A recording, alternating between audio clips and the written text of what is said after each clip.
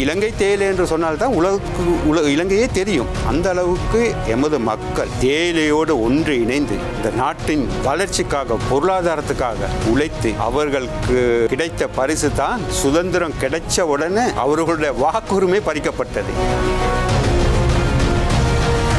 இந்த மாதம் உண்மையிலேயே 1700 ரூபா சம்பளம் வழங்கப்படும். அவர்களை அந்த தோட்டத்தை விட்டு வெளியில் அனுப்பவே இல்லை. உலகமே தெரியாது. அப்படித்தான் வச்சிருந்தாங்க ஒரு அடிமையா. நானும் ஐக்கிய தேசிய கட்சியில் 2020 நுவரெலியா மாவட்டத்தில் பாராளுமன்ற தேர்தலில் போட்டி போட்டேன். ஆனால் யாருமே வாக்களிக்கலை. கௌரவ ஜனாதிபதி ரணில் விக்ரமசிங்கே கூட கொழும்புல போட்டி போட்டார், அவருக்கும் வாக்களிக்கலை. அக்காலகட்டத்தில் தான் நாடு வங்குரோத்து நிலையாக இருந்துச்சு. காலகட்டத்தில் ஒரு அரசியல் அனாதையாக இருந்த இந்த நாட்டை பாரம் எடுத்து தனி மனிதன் ரணில் விக்ரமசிங்கே அவர்களின் 50 வருடத்துக்கு மேலே அரசியல் அனுபவம், உலக தலைவர்களுடைய அரசியல் தொடர்பு, பொருளாதார அறிவு, இது அவ்வளவும் வச்சு அவர் இந்த நாட்டை இவ்வளவு தூரத்துக்கு கொண்டு வந்துட்டார்.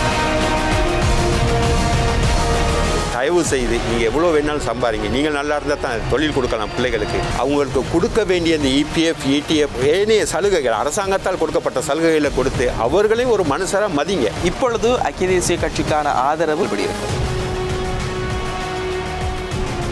முழு இலங்கையுமே ரணில் விக்ரமசிங்கே என்று தான் இருக்கு. அவர் ஒரு பொது வேட்பாளராக நிச்சயமாக அவர் தான் வெற்றி பெறுவார்.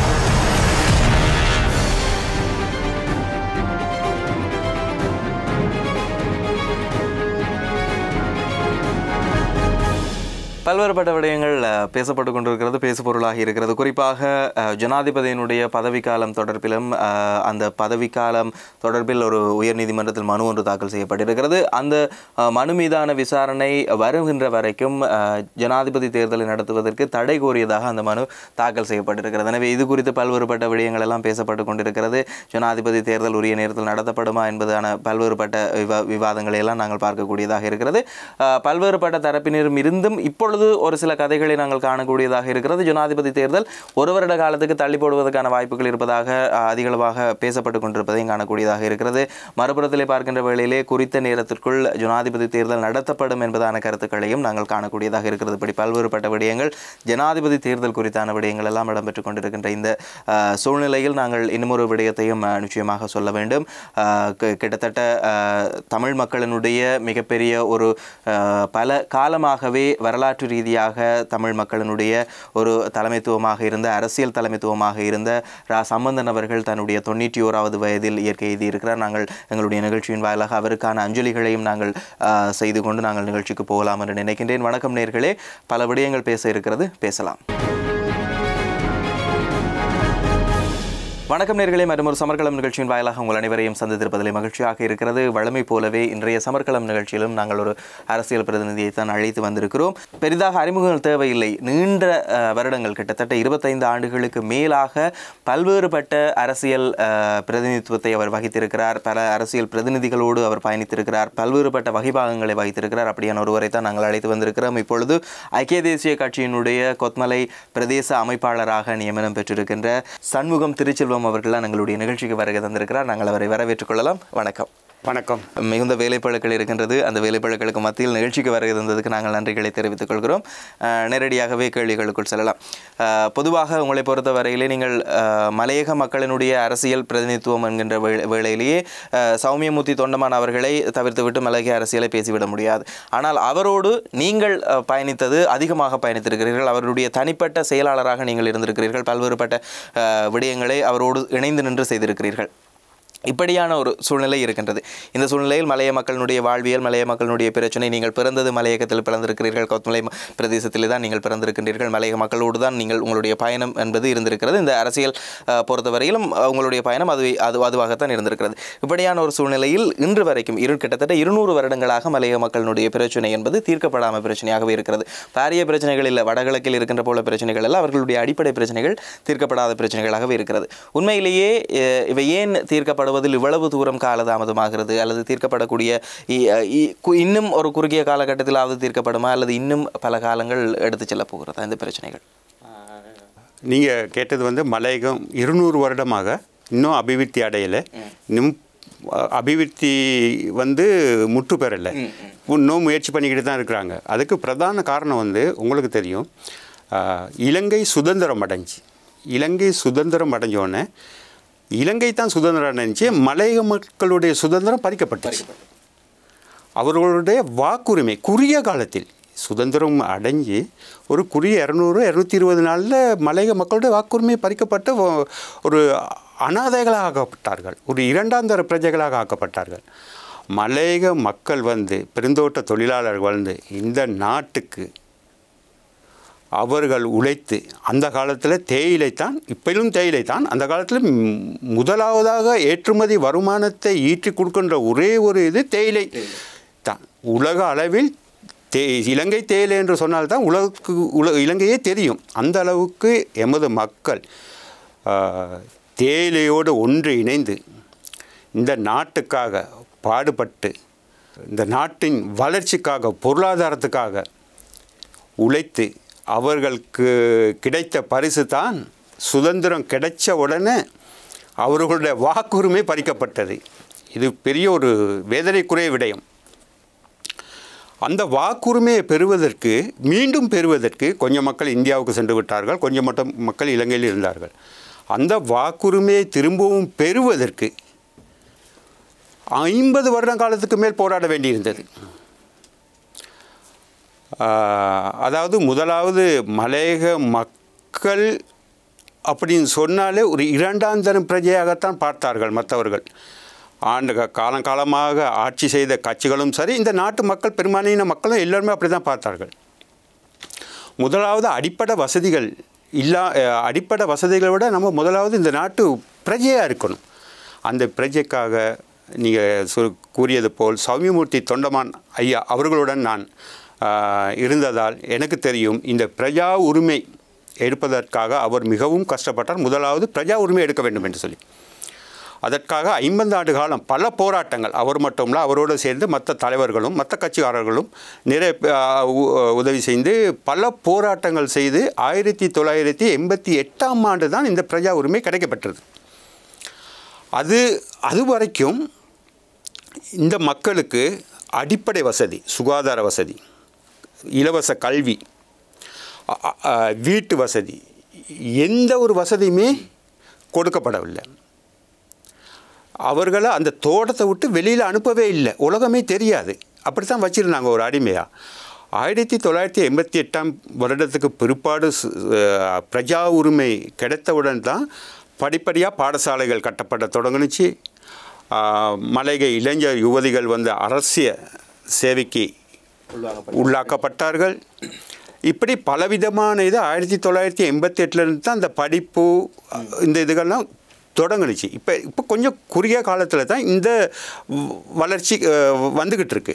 அப்போ நாங்கள் 50 வருடம் பின்தங்கி இருந்ததுக்கு நம்மளுக்கு பிரஜா உரிமை இல்லாத காரணம், இப்பொழுது படிப்படியாக கௌரவ ஜனாதிபதி ரணில் விக்ரமசிங்க அவர்கள் மலையக மக்களையும் அவர்களுக்கும் உரிமை வழங்கி அவர்களையும் ஒரு தேசிய இனமாக கருதி இந்த தேசிய நீரோட்டத்தில் சேர்க்க வேண்டும் ஒரு எண்ண கருத்தில் கௌரவ ஜனாதிபதி ரணில் விக்ரமசிங்க தற்போது யாவருமே இலங்கையர்கள், மலையகம், வடக்கு கிழக்கு சிங்கள மக்கள் இல்லை, இப்பொழுது நம்ம எல்லோருமே இலங்கையர்கள் என்ற ஒரு நல்ல நோக்குடன் ஒரு சிறந்த வேலை திட்டத்தை மேற்கொண்டு பல முயற்சிகளை எதிர்காலத்தில் செய்வதற்கு அடித்தளம் இட்டிருக்கின்றார். சிறந்த வேலை திட்டங்கள் என்கின்ற பொழுது அவருடைய உரிமைய வேலை திட்டம் இருக்கின்றது. ஆமாம், உரிமைய வேலை திட்டத்தின் கீழ் அனைவருக்கும் காணி உறுதி என்கின்ற ஒரு விடயம். இந்த விடயத்தின் கீழ் மலையக மக்களுக்கான காணி உறுதிகள் வழங்கப்படுவதற்கான வாய்ப்புகள் இருக்கின்றது. உரிமைய வேலை திட்டம் வந்து இது வந்து இலங்கையில் உள்ள 80% காணிகள் வந்து அரசாங்கத்துக்கு தான் சொந்தமாக இருக்குது. அந்த அரச காணிகளில் உள்ளவன் தான் பெரும்பான்மையின சிங்கள மக்களும் வாழ்ந்து வருகின்றார்கள். அதில் பல பேர்களில் இருக்குது அந்த உரிமை வேலை. ஆனால் அவங்களுக்கு சொந்தம் இல்லாது, அது வந்து ஒரு வங்கியில் அடவு வைக்க இயலாது, அவங்களுக்கு பிள்ளைகளுக்கு எழுதி கொடுக்க இயலாது, சுவர்ண பூமி, நித பூமி, அப்படி பல திட்டங்களில் தான் இருக்குது. இப்போ அந்த காணிகளை தான் அவர்களுக்கு சொந்தமாக்குறதுக்கு கௌரவ ஜனாதிபதி உரிமை என்ற வேலை திட்டத்தை கொண்டு வந்திருக்கிறாரு. இதில் சில மலையக மக்களும் குறைந்தளவான பேர் உள்ளடக்கப்படுறாங்க. சில பேர் காணிகள் கிடைச்சிருக்கு. அந்த நகர்ப்புற தாண்டி வாழ்ந்தவங்க நுவரெலியாவில் பொறுத்தளவில் அந்த நகர்ப்புற தாண்டி வாழ்ந்தவங்களுக்கெல்லாம் இந்த சுவர்ண பூமி திட்டத்தில் காணிகள் கிடைச்சிருக்கு. அவங்களுக்கெல்லாம் இது நிச்சயமாக சேரும். பெருந்தோட்ட தொழிலாளர்களுக்கு இந்த உரிமை திட்டத்துக்கு ஈடாக அவர்களுக்கு சொந்தமாக சிறுதோட்ட தொழிலாளர்கள் என்ற ஒரு நல்ல திட்டத்தை கௌரவ ஜனாதிபதி அவர்கள் முன் வச்சிருக்கார். அதன் மூலம் எமது மக்கள் சிறுதோட்ட தொழிலாளர்களாக அவர்களுக்கு அந்த காணி கிடைக்கும். அது இப்போ நடைமுறையில் இருக்குது. சில நடைமுறை சிக்கல்கள் இருக்குது.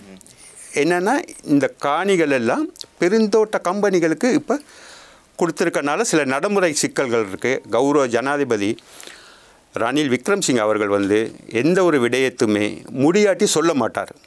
சொன்னால் செய்வார். செய்கிறதுக்கு முதல் நல்ல ஆழமாக யோசித்து இது செய்ய முடியுமானால்தான் வாக்கு கொடுப்பார்.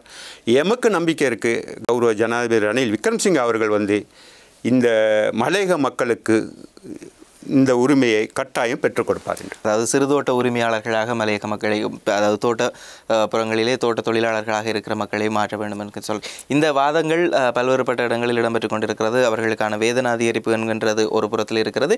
இன்னொரு புறத்திலே வேதன அதிகரிப்பு என்பதை தாண்டி அவர்களுக்கு வேதனத்துக்காக நாங்கள் குரல் கொடுப்பதை தாண்டி அவர்களை சிறுதோட்ட உரிமையாளர்களாக மாற்ற வேண்டும் என்கின்ற ஒரு விடயம்.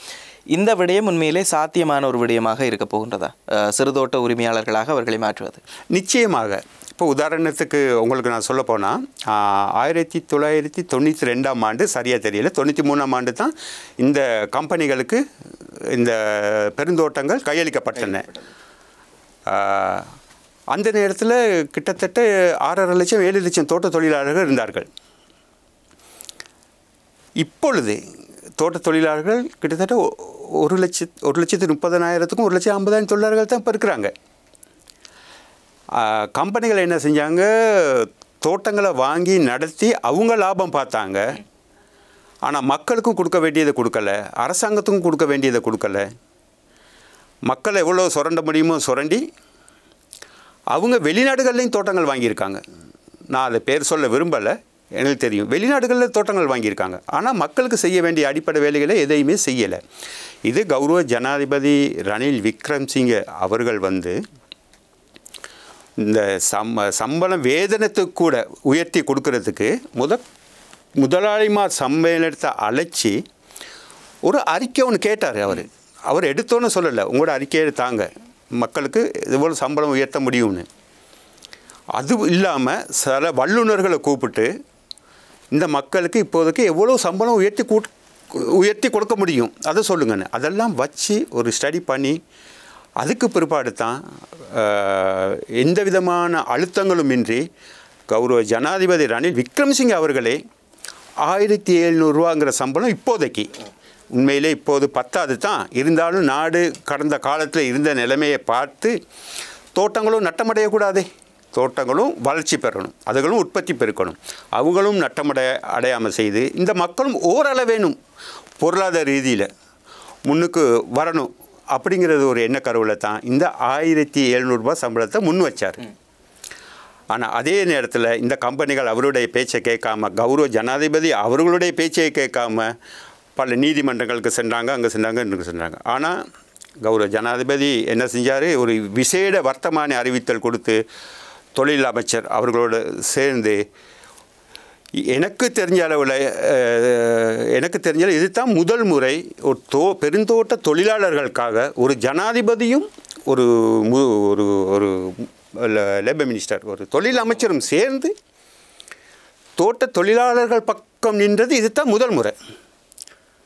அப்போ அவங்களே சொல்லி இவங்க எவ்வளோ இழுப்பறிப்பட்டு இப்பொழுது ஒரு நல்ல விஷயம் என்ன நடந்திருக்குன்னு சொன்னால் 1,700 ரூபாய் சம்பளம் சில கம்பெனிகள் கொடுத்துட்டாங்க, சில கம்பெனிகள் இழுப்பறிப்பட்டிருக்காங்க.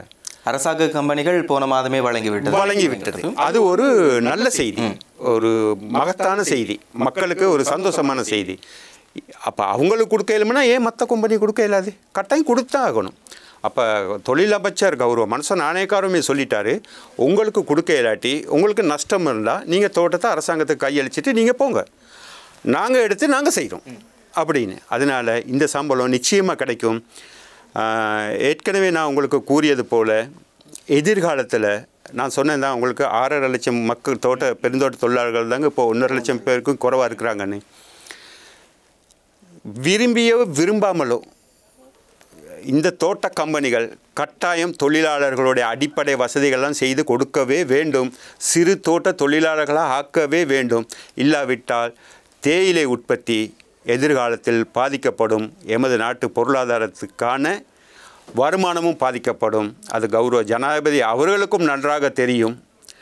அதனால்தான் இந்த சம்பள உயர்வும் அவர்களுக்கான அடிப்படை வசதிகளும் செய்து கொடுப்பதற்கு கௌரவ ஜனாதிபதி ரணில் விக்ரமசிங்கே இப்பொழுது முயற்சி செய்து கொண்டிருக்கின்றார். அதே நேரத்தில் இந்த சம்பளம் என்கின்ற வருகின்ற பொழுது போன மாதம் கடந்த மாதத்தில் வழங்கப்பட வேண்டும் என்று சொல்லப்பட்டிருந்தது. அரசாங்க கம்பெனிகள் கடந்த மாதம் வழங்கியிருந்தது. இந்த மாதம் அவர்களுக்கு 10ஆம் தேதி சம்பள நாளாக இருக்கிறது. இந்த மாதம் 10ஆம் தேதி அவர்களுக்கு கடந்த மாத அந்த கொடுப்பனவும் சேர்த்து இந்த மாதம் கொடுக்கப்படும் என்கின்ற ஒரு விடயம் சொல்லப்பட்டிருந்தது. இந்த மாதம் உண்மையிலேயே எல்லா கம்பெனிகளாலும் அவர்களுக்கான 1700 ரூபா சம்பளம் வழங்கப்படுமா? அதுதான் நான் உங்களுக்கு சொன்னேன். ஒரு நல்ல சகுனம் என்னன்னா சில கம்பெனிகள் கொடுத்துருக்கு, சில கம்பெனிகள் தனியார் கம்பெனிகள் கொடுத்துருக்கு, சில கம்பெனிகள் கொடுக்கல. இந்த பிரச்சனை,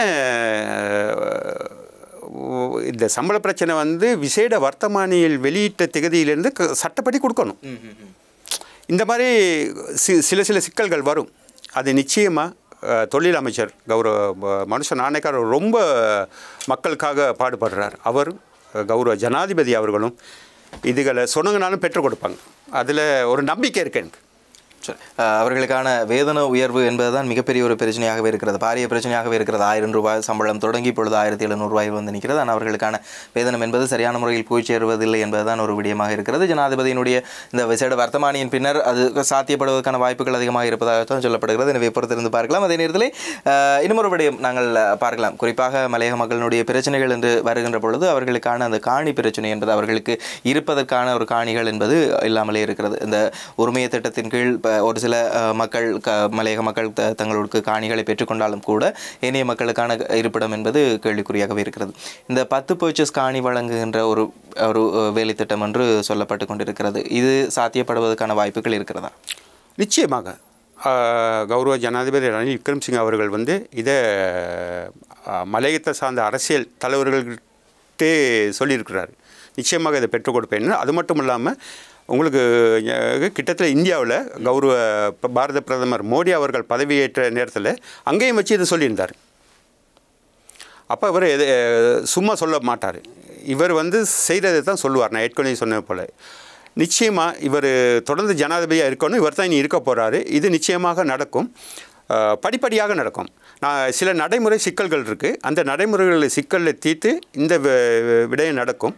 இது எதிர்காலத்தில் சிறு தோட்ட தொழிலாளர்களாக அந்த 10 பர்ச்சேஸ் காணி வீடோ வந்த பிற்பாடு அவங்களுக்கு அது இந்த உரிமையாகும். அதில் எந்த விதமான மாற்று கருத்தும் இல்லை. ஜனாதிபதி இந்த நேரத்தில் இன்னும் ஒரு விடயம் சொல்லுகின்ற பொழுது இந்த மலையக மக்களுக்கான வீட்டு திட்டம் என்கின்ற ஒரு விடயம் பேசப்பட்டு கொண்டே இருக்கிறது. பல்வேறுபட்ட வீட்டு திட்டங்கள், பல்வேறுபட்ட அதாவது இந்தியாவினுடைய வீட்டு திட்டமாக இருக்கலாம், இலங்கையினுடைய வீட்டு திட்டமாக இருக்கலாம், பல்வேறுபட்ட காலப்பகுதிகளிலும் பல்வேறுபட்ட வீட்டு திட்டங்கள் சொல்லப்பட்டு கொண்டிருக்கிறது. இதிலும் குறிப்பாக அண்மையில் இந்தியாவினுடைய வெளியுறவு அமைச்சர் ஜெய்சங்கர் அவர் ஒரு வீட்டு திட்டத்தை திறந்து வைத்திருந்தார். இப்படியாக பல்வேறுபட்ட விடயங்கள் பேசப்பட்டு கொண்டிருக்கிறது. உண்மையாகவே இந்த வீட்டு திட்டங்கள் அங்கே தேவைப்படுகின்ற மக்களுக்கு சென்று சேருகிறதா அல்லது அதில் ஏதும் முறைகேடுகள் நடப்பதாக பல்வேறுபட்ட தரப்பினரும் சொல்லப்பட்டு கொண்டிருக்கிறது. குறிப்பாக மலையக மக்களை பிரதிநிதித்துவப்படுத்துகின்ற அரசியல் பிரதிநிதிகளை சொல்லுகின்றார்கள் வீட்டு திட்டத்தில் குளறுபடிகள் எல்லாம் இருக்கிறது என்று. இதில் உண்மையாகவே என்ன நடக்கிறது? உண்மையில் இந்த வீட்டு திட்டம் ஒரு மகத்தான வேலை திட்டம். இது மக்களுக்கு நிறைய பயன்படுறாங்க. எப்படி பார்த்தாலும் இது மலையக மக்கள் தான் கிடைக்குது. இந்த குளறுபடிகள் நடந்தாலும் நடக்காட்டியும் எப்படியும் அந்த மலையக மக்கள் தான் கிடைக்குது. ஆனால் சில சின்ன சிக்கல்கள் இருக்குது. அது கிட்டத்தில் கூட அது சம்மந்தமாக ஒரு பிரசித்தி பெற்ற நாளிதழில் அவங்க ரைட் ஆஃப் இன்ஃபர்மேஷன் எடுத்து அவங்க சுட்டி காட்டியிருந்தாங்க அந்த நிகழ்ச்சியில், டிவி நிகழ்ச்சியில் கூட. நிச்சயமாக இது சம்மந்தமாக கௌரவ அமைச்சர், அது சம்மந்தப்பட்ட அமைச்சர் அவர்கள் அதுக்கு தக்க நடவடிக்கை எடுத்து அதை செஞ்சிருவார். இது அமைச்சருக்கு தெரியாமல் நடந்திருக்க வேலையாக இருக்கும். அவர் அப்படி இல்லை, அவர் நேர்மையாக சகலரும் இந்த இதுகளை அனுபவிக்கணும் அப்படின்னு தான் அவர் நினைக்கிறாரு. எதிர்காலத்தில் அந்த சின்ன பிரச்சனைகளை இல்லாமல் போகும். வீட்டு திட்டங்கள் உண்மையாகவே அந்த மக்களுக்காக வழங்கப்பட வேண்டும் என்பதுதான் ஒரு விடயமாகவே இருக்கிறது. இதுக்கு அடுத்தபடியாக நாங்கள் இன்னொரு விடயம் பார்க்கலாம். இந்த மலையக மக்களினுடைய கல்வி பிரச்சனை மிகப்பெரிய ஒரு பிரச்சனையாக இருக்கிறது. இன்றைக்கும் உண்மையாகவே நாங்கள் வரவேற்கக்கூடியதாக இருக்கிறது. மலையக பிரதேசங்களிலிருந்து அதிகளவான பட்டதாரிகள் வருகின்றார்கள், அதிகளவான வைத்தியர்கள் என்று சொல்லி எல்லா துறைகளிலுமே மலையக மக்கள் மலையக பிள்ளைகள் வந்து கொண்டிருக்கிறார்கள், வரவேற்கக்கூடிய ஒரு விடயம். ஆனாலும் கூட இன்றும் அங்கு ஒரு பற்றாக்குறை இருந்து கொண்டிருக்கிறது. இந்த ஆசிரியர்களுக்கான பற்றாக்குறை, போதிய வள பற்றாக்குறை, அதாவது சரியான ஆசிரியர்களுக்கான வளங்கள் அங்கே பற்றாக்குறையாகத்தான் இருக்கிறது. உண்மையிலேயே இதை நிவர்த்தி செய்வதற்காக எவ்வாறான திட்டங்களை ஜனாதிபதி முன்வைத்திருக்கிறார், அதே நேரத்தில் உங்களுடைய நிலைப்பாடு இது தொடர்பில் என்னவாக இருக்கிறது? இது ஒரு முக்கியமான கேள்வி. அதாவது ஒரு சமுதாயம் முன்னுக்கு வரணும்னு சொன்னால் கல்வி ரொம்ப முக்கியம். நான் ஏற்கனவே கூறியது போல் 50 வருடம் நாங்கள் வந்து பின் நோக்கி போய்விட்டோம். எங்களுக்கு பிரஜா உரிமை இல்லாதனால எங்களுக்கு இலவச கல்வியும் கிடைக்கல, ஒன்றுமே கிடைக்கல. 1988க்கு பிற்பாடு தான் பாடசாலைகளை அமைச்சு இப்போ ஓரளவுக்கு நல்ல முறையில் நடந்துக்கிட்டு இருக்கு. ஆனாலும் பத்தாதது காரணம் பல பிரச்சனைகள் இருக்குது. இப்போ அதுக்காகத்தான் கௌரவ ஜனாதிபதி ரணில் விக்ரமசிங்கே அவர்கள் ஏற்கனவே கூறியிருந்தார், மலையகத்தில் 25 சயின்ஸ் காலேஜ் விஞ்ஞான பாடசாலைகளை அமைக்கணும்னு சொல்லி அவர் ஒரு 2 வருஷத்துக்கு முன்னுக்கு கூறியிருந்தார் அந்த 2020. அது அவருடைய எண்ண கருத்தில் இருக்குது. அது மட்டும் இல்லாமல் வளப்பற்றாக்குறையும் இருக்குது. அது இருக்குது. அது படிப்படியாக நிறைவேற்றுவாங்க. இப்போ அது உண்மையிலே கல்வி ராஜாங்க அமைச்சர் நம்மளில் ஒருத்தர் தான் இருக்கிறாரு. அவர் எல்லா விஷயங்களும் அறிஞ்சு மலையத்திலே உள்ளவர். இப்படி பல பிரச்சனைகளுக்கு அவர் தீர்வு காண்றதுக்கு இப்போ கௌரவ ஜனாதிபதி அவர்களுடன் பேச்சுவார்த்தை நடத்திக்கிட்டு இருக்காரு. ஆசிரியர்களுக்கு உங்களுக்கு தெரியும், நேற்று கடந்த வாரம் கூட ஆசிரியர்களுக்கான நேர்முக பரீட்சைக்கு கால் பண்ணியிருந்தாங்க, இன்டர்வியூக்கு. படிப்படியாக இந்த பிரச்சனைகள்லாம் தீர்ந்துக்கிட்டு வருது. ஆனாலும் இது பத்தாது. இது இன்னும் நம்ம அரசாங்கத்தை நம்பி இருக்காமல் நிறைய செய்கிறாங்க. தன்னாளர்கள், வியாபாரிகள், அப்படி மக்கள் மேல் சார்ந்து நல்ல நிலையில் இருக்கிறவங்க நிறைய உதவி செய்கிறாங்க. அதே மாதிரி இன்னொரு எல்லாம் முன் வந்தும் செய்யணும். அதே நேரத்தில் நம்மளோட பெற்றோர்களும் கட்டாயம் இந்த கல்விக்கு பிள்ளைகளை கொடுக்கணுங்கிற என்ன கருத்து அவர்கள் இந்த கல்வியை கொடுக்கணும். இல்லை, இதுதான் மிக முக்கியமான ஒரு விடயமாகவே இருக்கிறது. குறிப்பாக அந்த பாடசாலை இடைவிலகல் அல்லது பாடசாலையிலிருந்து மாணவர்களாகவே நிற்றல் வெளியேறல் என்பது மலையக பகுதிகளில் நாங்கள் அதிகமாக, இலங்கை நாடளாவிய ரீதியிலும் இருந்தாலும் கூட மலையக பகுதிகளில் அதிகளவாக இருப்பதை நாங்கள் காணக்கூடியதாக இருக்கிறது. உண்மையிலே இது யாருடைய பிழையாக இருக்கிறது? அதாவது சரியான முறையில் பெற்றோர்கள் அதை கவனிப்பதில்லை என்கின்ற ஒரு பிழையாக இருக்கிறதா, அல்லது உண்மையிலே இதை என்ன செய்யலாம் என்று நீங்கள் நினைக்கிறீர்கள்? இல்லை, இப்பொழுது மலையக கல்வியை எடுத்துக்கொண்டால் ஆரம்ப பாடசாலைகள் உண்மையாகவே வரவேற்கத்தக்கது. ஆரம்ப பாடசாலையில் இப்போ பிள்ளைகளை கஷ்டப்பட்டு சேர்த்து ஆரம்ப கல்வி இப்போ ஓரளவு வெற்றிகரமாக போய்கிட்டு இருக்கு. முந்தி கொஞ்சம் பிரச்சனையாக இருந்துச்சு. அது சத்துணவு திட்டத்தையும் இப்போ கௌரவ ஜனாதிபதி அவர்கள் கொண்டு வந்தது இன்னும் நம்மளுக்கு ஊக்குவிக்குது.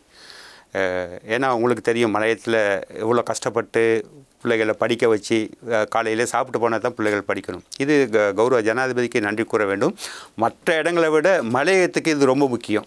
காலையில் அவங்க போயிட்டு சாப்பிட்டு படிக்கிறதுக்கு அப்போ விரும்பி பாடசாலைக்கும் போகிறாங்க, ஆரம்ப கல்வி. ஆனால் இந்த சத்துணவு திட்டம் கொண்டு வர்றதுக்கு முன்பே நம்மளோட மக்கள் பெற்றோர்கள் இதில் ரொம்ப விசேடமாக கவனம் செலுத்தி, ஆசிரியர்களும் கூட கவனம் செலுத்தி ஆரம்ப கல்வி வெற்றிகரமாக போய்கிட்டு இருக்கு. ஆனால் இடைநிலை கல்வியும் உயர்கல்வியில் தான் நீங்கள் கேட்ட மாதிரி பிரச்சனை இருக்குது. இடைநிலை கல்வியில் மிச்சம் விலகுறாங்க.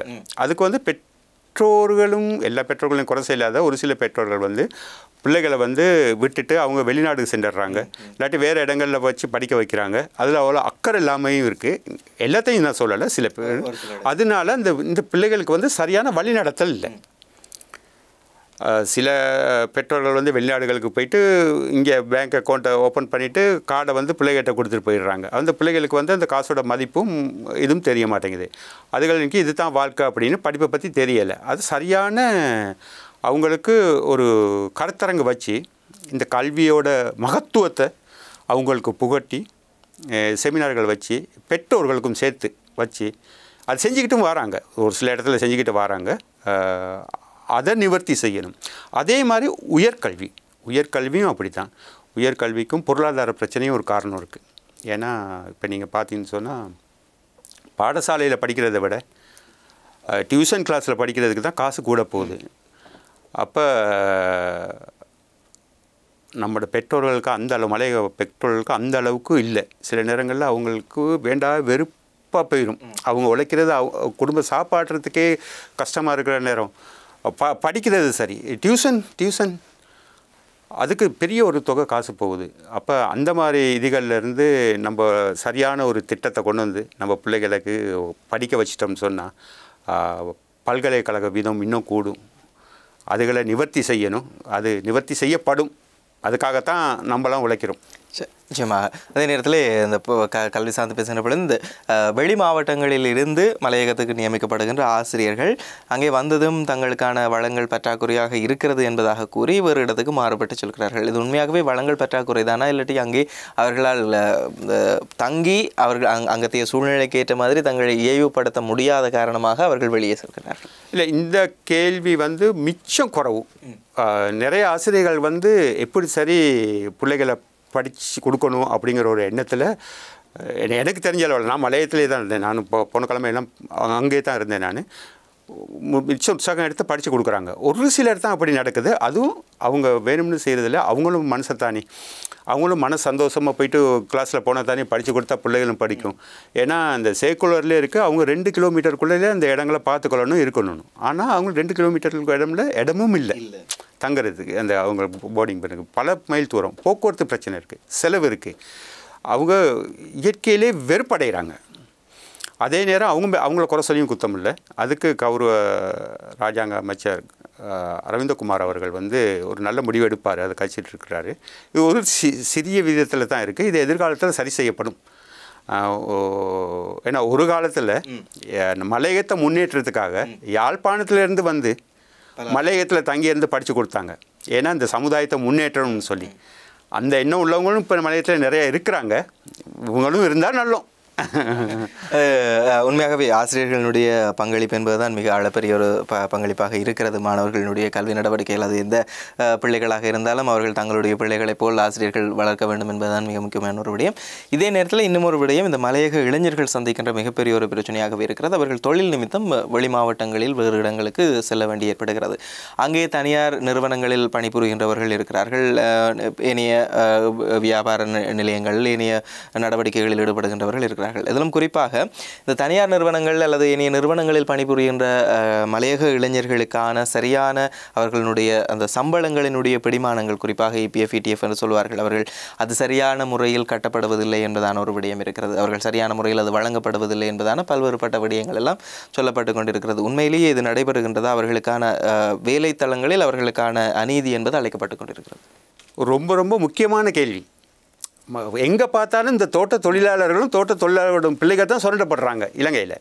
அங்கே தோட்ட தொழிலாளர்கள் தாய் படாத பாடுபடுறாங்க.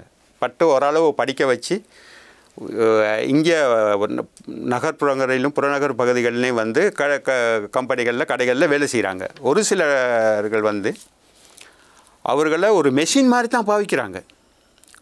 அதுக்கே எடிக்ட் ஆக்கி வச்சுருக்காங்க. காலையில் 8 மணிக்கு போகணும், நைட் 10 மணிக்கு வெளியில் வரணும். மொபைல் ஃபோன் கூட உள்ளே கொண்டு போவேல. அது சரி, அவங்களோட கடைகளை அவங்க தொழில் வழங்குறாங்க. அதுக்கு ஒரு சட்டம் இருக்குது, அது சரி. அதிலே பழக்கப்பட்டு அவங்களுக்கு வெளி உலகமே தெரிய மாட்டேங்குது. ரெண்டாவது விஷயம், சில நிறுவனங்கள், நான் எல்லாத்தையும் சொல்லலை, சில பேர் அவங்களுக்கு சாப்பாடு கொடுத்து அவங்கள நல்லா பார்த்துக்கிட்டு அவங்களோட நல்லது கெட்டதில் பங்கு எடுத்துக்கிட்டு சில கம்பெனிகள் தனியார் நிறுவனம் நல்லா செய்யுது. சில நிறுவனங்கள் 18 வருஷம் 20 வருஷம் வேலை செஞ்சவங்க. இப்போ நான் ஹேண்டில் பண்ணிக்கிட்டு இருக்கேன் ஒரு கேஸ் ஒன்று, நிறைய வருது நம்மக்கிட்ட. EPFே போடலை. அதுவும் விசேஷம் என்னென்னா அவங்களும் இந்தியா வம்சாவளி சார்ந்த ஒரு கம்பெனி தான். அப்படி பல கம்பெனிகள் இந்த மலையக இளைஞர் யுவதிகளை வச்சு சுரண்டி அவங்க சம்பாதிக்கிறாங்க. இதை பார்த்தாங்கன்னா நான் சொல்கிறேன், இது மூலியமாக தயவு செய்து நீங்கள் எவ்வளோ வேணாலும் சம்பாதிங்க. நீங்கள் நல்லா இருந்தால் தான் தொழில் கொடுக்கலாம் பிள்ளைகளுக்கு.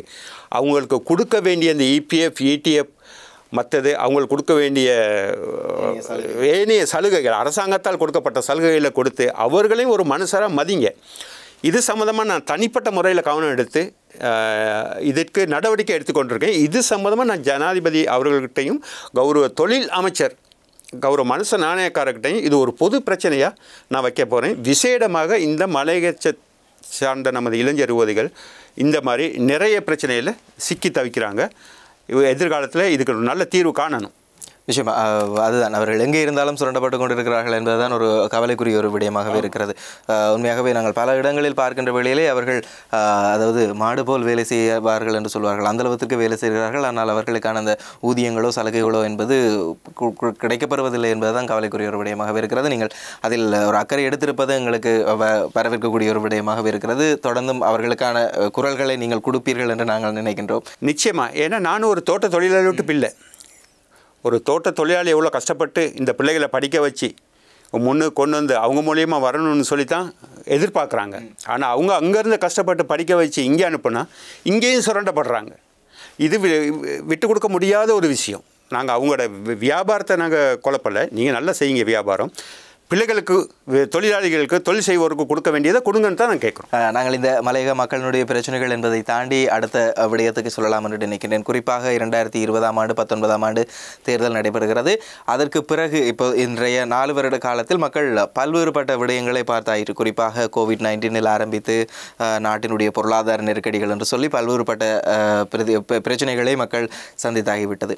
இப்பொழுது இந்த வருடம் தேர்தல் ஆண்டு என்று சொல்லப்பட்டு கொண்டிருக்கிறது. தேர்தல் நடைபெறுமா இல்லையா என்பதை தாண்டி பொதுவாக பார்க்கின்ற வேளையிலே மலையக மக்கள் இப்பொழுது தேர்தலுக்கு தயாராக இருக்கிறார்கள். உண்மையாகவே கூறப்போனால் 2022 ஏப்ரல் மாதம் நாம் எப்படி இருந்தோம், இந்த நாடு எப்படி இருந்துச்சு?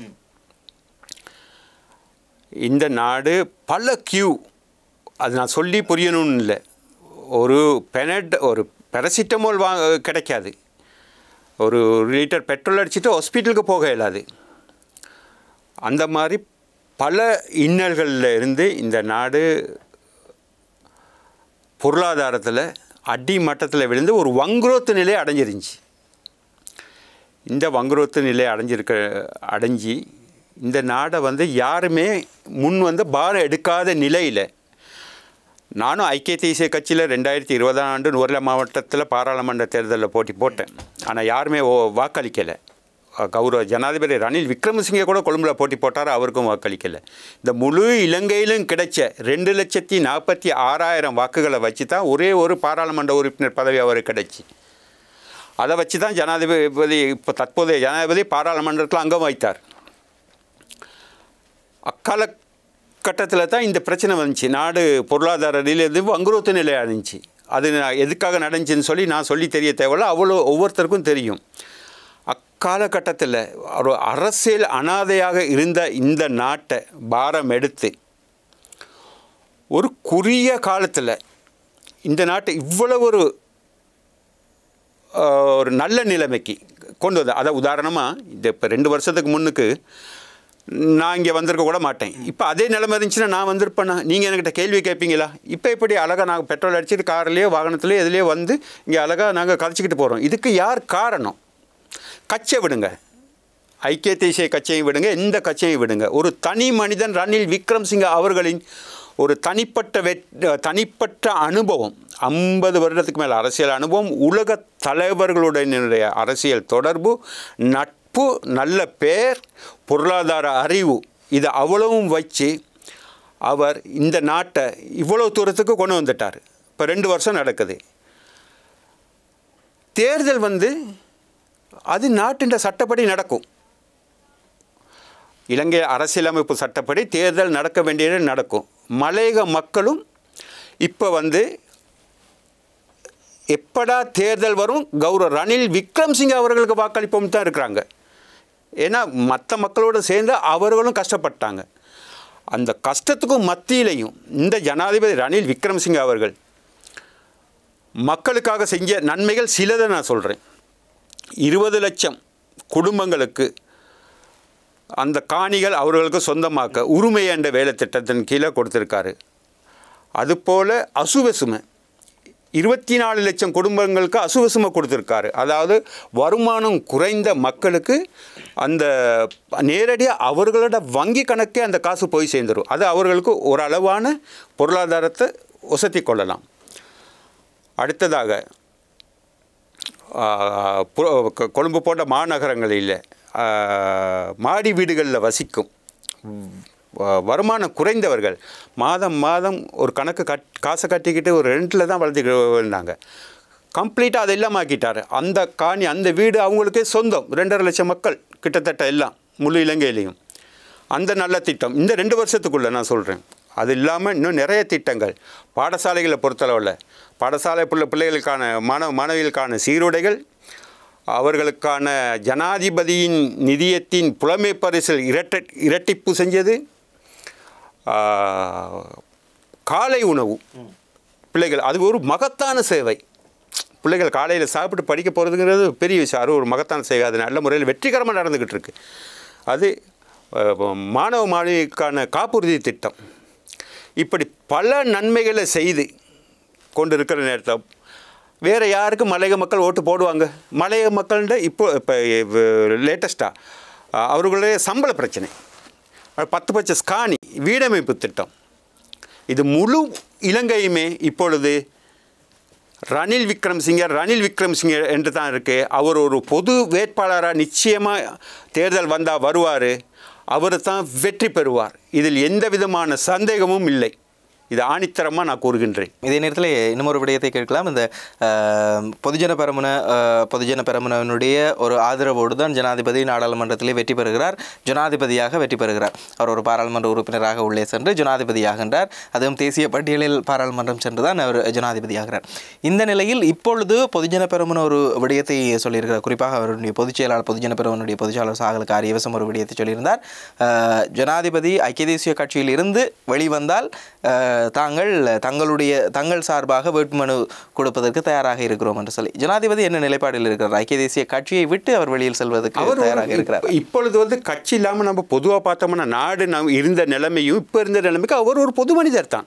இப்பொழுதே அவர் வெளியில் தான் இருந்து செய்கிறாரு. அவருக்கு எந்த அமைச்சர்களோ இல்லை, எந்த எம்பிக்களோ இல்லை, எந்த செயலாளர்களோ இல்லை, ஒரே ஒரு மனிதர் தான் போய் செய்கிறாரு. இப்போ அவர் தனியான ஒரு ஆள் தானே. அதில் என்ன நிலைமையில் அப்படி கேட்டாரோ தெரியல. அவர் இப்போ ஒரு பொதுவான ஆள் தான். அவர் எந்த கட்சிக்கோ எந்த இதுக்கு அவர் ஐக்கிய தேசிய தலைவராக இருந்ததுக்கு என்ன, இப்போ ஐக்கிய தேசிய கட்சி பாராளுமன்ற உறுப்பினர்களை வச்சு அரசாங்கம் நடத்துகிறாரு இல்லையே. அவங்களோட பாராளுமன்ற உறுப்பினர்கள் வச்சு தான் அரசாங்கம் நடத்துகிறாரு. அவர் என்ன நிலையில் அந்த கேள்வி கேட்டார்னு எனக்கு தெரியலை. ஆனால் எங்களை பொறுத்தளவில் அவர் பொதுவான ஒரு ஆளை பொதுவான ஒரு மனிதராக ஆகிட்டார். ஒரு எல்லோரும் விரும்பக்கூடிய மனிதராக ஆகிட்டார்.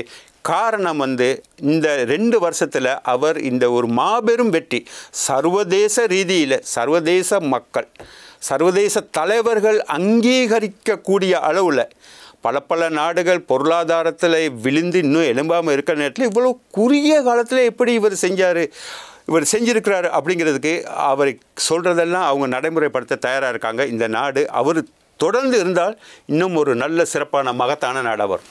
சரி, ஜனாதிபதி பொது இந்த விடயங்களுக்கு அப்பால் நாங்கள் ஐக்கிய தேசிய கட்சி பற்றி பேச வேண்டும் என்றால் நீங்கள் குறிப்பாக ஐக்கிய தேசிய கட்சியினுடைய கொத்மலை பிரதேச அமைப்பாளராக இருக்கிறீர்கள். உண்மையிலேயே கொத்மலை பிரதேசத்தை பொறுத்தவரையில் நீங்களே சொல்லியிருந்தீர்கள் கடந்த முறை ஐக்கிய தேசிய கட்சிக்கு யாரும் வாக்களிக்கவில்லை என்று நாடளாவிய ரீதியிலே நடைபெற்ற ஒரு விடயமாகவே இருக்கிறது. இப்பொழுது ஐக்கிய தேசிய கட்சிக்கான ஆதரவு உங்களுடைய பிரதேசத்தில் எப்படி இருக்கிறது? நினைத்து பார்க்க முடியாத அளவுக்கு வளர்ச்சி கண்டிருக்கு. இப்போ நான் கிட்டத்தில் போனேன், இந்த முகப்புத்தகத்தில் போட்டிருக்கேன். நான் 2 தோட்டங்களில் பேரை கூப்பிடல, நான் போயிட்டு அவங்களோட குறை நிறைகளை கதைச்சேன். நிறைய குறைகள் இருக்குது, அது நாங்கள் செய்து வைப்போம். கௌரவ ஜனாதிபதி எங்களுக்கு அந்த அதிகாரத்தை கொடுத்துருக்காரு. மக்கள் குறைகளை போய் தீருங்க அப்படின்னு சொல்லி இருக்கார். எதிர்பார்க்காத அளவு மக்கள் ஆதரவு கொடுக்குறாங்க. சும்மா கொடுக்கலாம், மக்கள் ஒன்றும் யோசிக்காமல் செய்யலை. காரணம் ஜனாதிபதி ரணில் விக்ரமசிங்கே அவர்கள். இன்று ஐக்கிய தேசிய கட்சியிலையும் கூட சிறிகொத்தாவில் போனால் நிறைய மக்கள் வராங்க மெம்பர்ஷிப் எடுக்கிறதுக்கு, மெம்பர் வாங்குறதுக்கு போட்டி போட்டுக்கிட்டு வராங்க. இப்போ ஐக்கிய தேசிய கட்சியில் இப்போ நான் மாதிரி ஒரு பதவியை பிடிக்கிறதுக்கு ரொம்ப கஷ்டம். இப்போ நான் அந்த காலத்தில் இல்லைன்னு சொன்னால் இப்போ கிட்ட கூட நெருங்க இயலாது. அதனால் அந்த 2020 இருந்த விஷயத்தை விட இப்போ தலைகீழாக மாறி இருக்குது, உச்சத்தில் இருக்குது. தேர்தல் வந்தால் நிச்சயம் ஐக்கிய தேசிய கட்சி வெற்றி பெறும். பாராளுமன்ற தேர்தலோ எந்த தேர்தல் பாராளுமன்ற தேர்தலிலும் ஐக்கிய தேசிய கட்சியினுடைய வெற்றி என்பதை காணக்கூடியதாக இருக்குது. அதாவது ஒரு சரிவின் பின் ஒரு எழுச்சியை நாங்கள் காண நிச்சயமாக. அது ஒரு சாதாரண எழுச்சி அல்ல. இந்த நாடு எப்படி வளர்ச்சி அடைஞ்சோ அதே மாதிரி இந்த கட்சியும் வளர்ச்சி அடைஞ்சிருச்சு. அது காரணம் கௌரவ ஜனாதிபதி ரணில் விக்ரமசிங்கே ஒரே ஒரு தனி மனிதர் தான். அதே நேரத்தில் இன்னொரு விடயம் நாங்கள் பார்க்கலாம். குறிப்பாக ஐக்கிய தேசிய கட்சியிலிருந்து பிரிந்து சென்றவர்கள்தான் இன்றைக்கு தனி கட்சியாக ஆரம்பித்திருக்கிறார்கள். அவர்களுடைய இணைவு தொடர்ச்சியாக ஐக்கிய தேசிய கட்சியினுடைய பயணிப்பு என்பது சாத்தியப்படக்கூடிய விடயமா, அல்லது அங்கே பிரிந்து சென்றவர்கள் மீண்டும் ஐக்கிய தேசிய கட்சியில் இணைவதற்கான வாய்ப்புகள் இருக்கின்றதா? உண்மையிலே எங்களோட நண்பர்கள் நிறைய இருக்கிறாங்க. ஒரு வீட்டில் இருந்து பிரிஞ்சு போனவங்க தானே, அவங்களோட உள் மனசில் இருக்க ஐக்கிய தேசிய கட்சியும் கௌரவ ஜனாதிபதி ரணில் விக்ரமசிங்கே தான். அவருடைய எண்ணம் தான் இருக்குது. காரணம் அவர் இவ்வளோ தூரம் இவ்வளோ சீக்கிரமாக இப்படி இந்த நாட்டை கொண்டு வந்துட்டார். நம்ம இன்றைக்கி இந்த நிலைமையில் இருக்கிறதுக்கு காரணம் அவர் தானே. அவங்க வெளிப்படையாக எங்களோட நண்பர்கள் கழிச்சு கொள்வாங்க தானே, கதைக்கிறாங்க. காலப்போக்கில் எல்லாம் ஒன்றா வந்துடும்னாரு நான் நினைக்கிறேன். பல்வேறுபட்ட விடயங்கள் பேசியிருக்கிறோம். இன்னும் நிறைய விடயங்கள் பேசலாம். ஆனால் குறிப்பிட்ட நேரத்துக்குள் நாங்கள் நிகழ்ச்சியை நிறைவுக்கு கொண்டு வர வேண்டும் என்பதற்காக இத்துடன் நிகழ்ச்சியை நிறைவுக்கு கொண்டு வரலாம் என்று நினைக்கின்றேன். முதலில் நன்றி. உங்களுடைய வேலைப்பழுக்களுக்கு மத்தியில் நிகழ்ச்சிக்கு வருகை தந்து பல்வேறுபட்ட விடயங்களை எங்களுக்கு சொல்லியிருந்தீர்கள், பல விடயங்களை சொல்லியிருந்தீர்கள். எதிர்கால திட்டங்கள் குறித்தும் பல்வேறுபட்ட விடயங்களை பேசியிருந்தீர்கள். நீங்களும் பல்வேறுபட்ட விடயங்களை மலையக மக்களுக்கு செய்ய வேண்டும் என்கின்ற ஒரு விடயத்தை நாங்களும் சொல்லிக்கொண்டு நிகழ்ச்சியை நிறைவுக்கு கொண்டு வரலாம் என்று நினைக்கின்றேன். நானும் உங்களுக்கு என்ற நன்றி கலந்த வணக்கத்தையும் நன்றியையும் தெரிவித்துக் கொள்கின்றேன்.